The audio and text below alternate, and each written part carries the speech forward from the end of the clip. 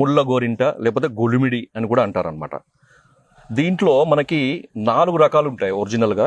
ఇప్పుడు మీకు చూపించేది పచ్చ ముళ్ళు గోరింట. దీని పూలు పసుపు వర్ణంలో ఉంటాయి. పూజకు ఎక్కువగా వాడుతుంటారు. కానీ దీనిలో అనేకమైన ఔషధ గుణాలు ఉన్నాయనే విషయం చాలా మందికి తెలియదు. సో అవన్నీ ఏంటి, వాటిని ఎట్లా వాడాలి, ఏ విధంగా మనం దీంతో మందులు తయారు చేసుకోవాలని పూర్తి వివరాలు ఇప్పుడు చెప్దాం.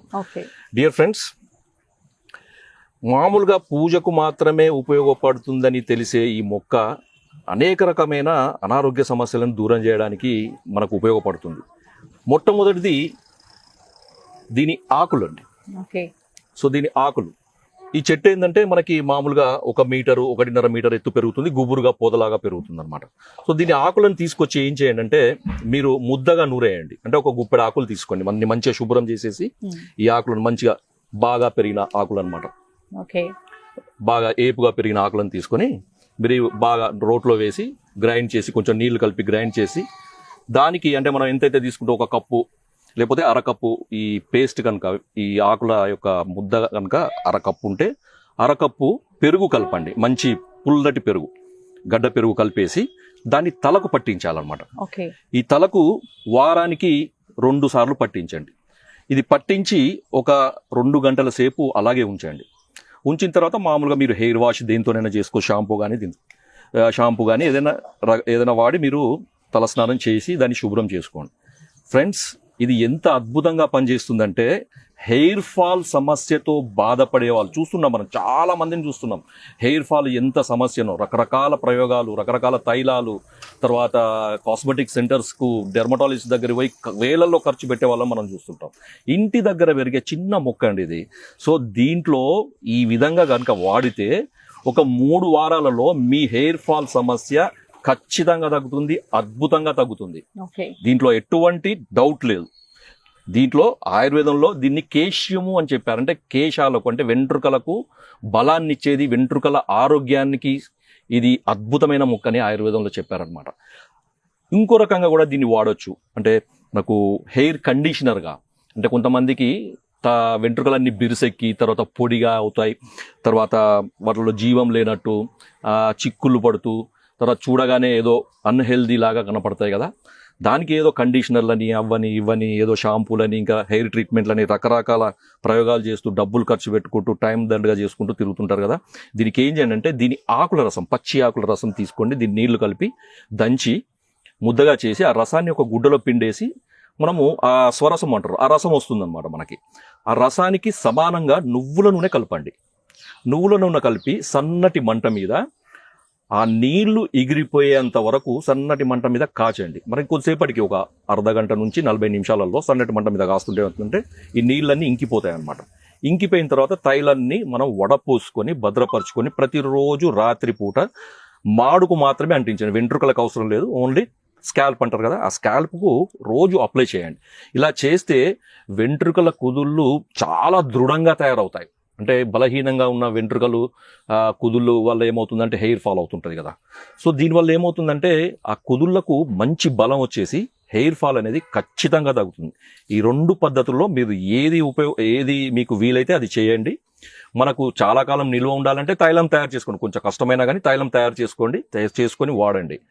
డియర్ ఫ్రెండ్స్, ఇంకొకటి దీంట్లో మనకు అద్భుతమైన ప్రయోగం ఏంటంటే పోస్ట్ పార్టమ్ పెయిన్స్ అంటారు కదా, ప్రసూతి వాతం అంటారు. డెలివరీ తర్వాత వచ్చే ఒళ్ళు నొప్పులు సాధారణంగా, అంటే నార్మల్ డెలివరీ అవుతారు కదా ఊళ్ళో పల్లెటూళ్ళలో. ఇప్పుడంటే సిటీల్లో చాలా మందికి ఎక్కువ మంది ప్రిఫర్ సిజేరియన్ సెక్షన్ అని చేస్తున్నారు. కానీ కొంతమంది ఊళ్ళల్లో మామూలుగానే ఈ నార్మల్ డెలివరీ అవుతుంటారు. నార్మల్ డెలివరీ తర్వాత ప్రసూతి వాతము అనేది వచ్చే అవకాశం ఉందన్నమాట. అంటే డెలివరీ తర్వాత ఆ తల్లికి ఒళ్ళు నొప్పులు బాగా ఉంటాయి.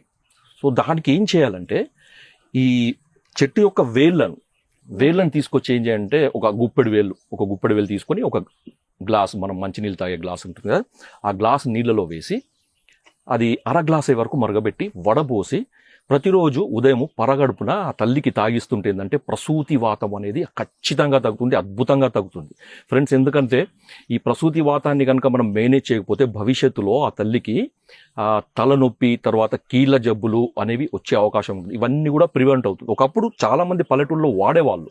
ఇప్పుడు మనకి ఈ మోడర్నైజేషన్ వల్ల వీటి యొక్క విలువ తెలియక తర్వాత వాడడము అనేది తగ్గింది. మళ్ళీ మొదలు పెట్టండి.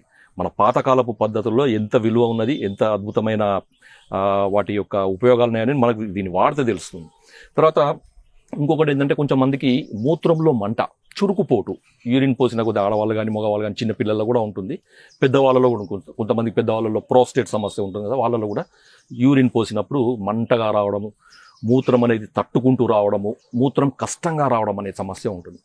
దానికి కూడా ఏం చేయండి అంటే మీరు ఇదే వేళ్ళని తీసుకొచ్చేసి మీరు మామూలుగా ఇంట్లో ఆరబెట్టుకొని తర్వాత వాడుకోవచ్చు. పచ్చి వేళ్ళనే వాడాలని ఏం లేదు.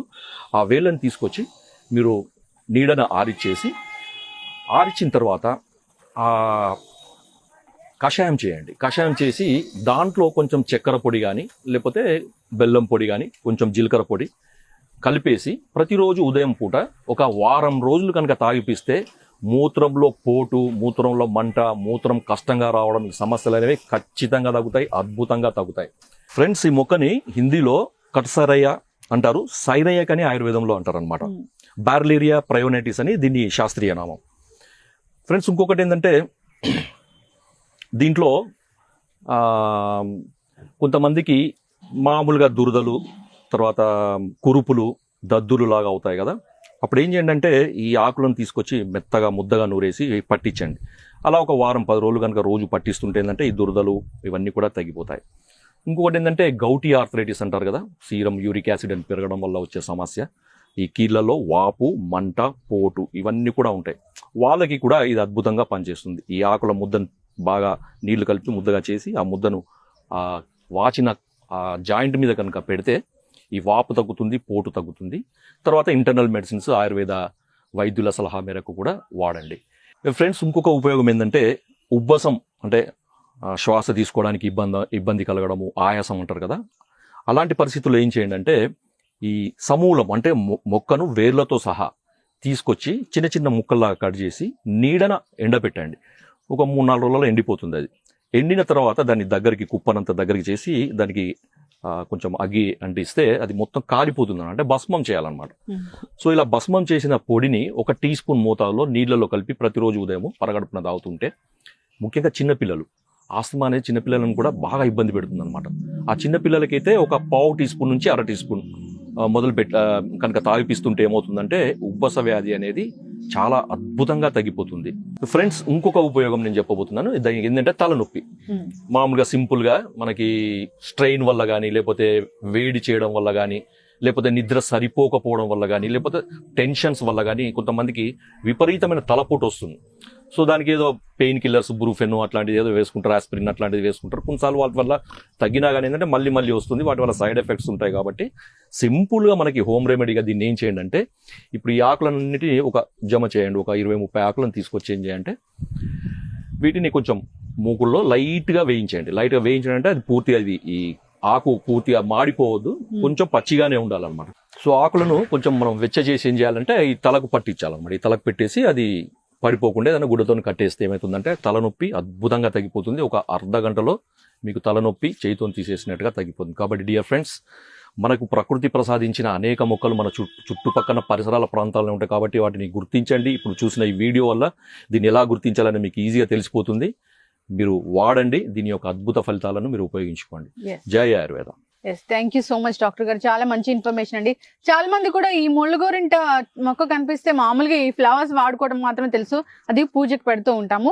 కానీ ఈ మొక్కలో ఇన్ని ఔషధ గుణాలన్నీ ఉన్నాయని మాత్రం ఎవరికీ తెలీదు. చాలా చక్కటి ఇన్ఫర్మేషన్ అందించారండి. అందరూ కూడా దీన్ని ఈ విధంగా వాడుకోవాలని ఆశిద్దాము. సో చిన్న అనారోగ్య సమస్యలు వచ్చినప్పుడు మరీ ప్రతిదానికి కూడా డాక్టర్ వద్దకు పరిగెత్తకుండా సో ఇలాంటి వాటితో తగ్గించుకోవాలని మనం కోరుకుందాము. Thank you so much doctor గారు, థ్యాంక్స్ ఫర్ ద ఇన్ఫర్మేషన్. ధన్యవాదాలు.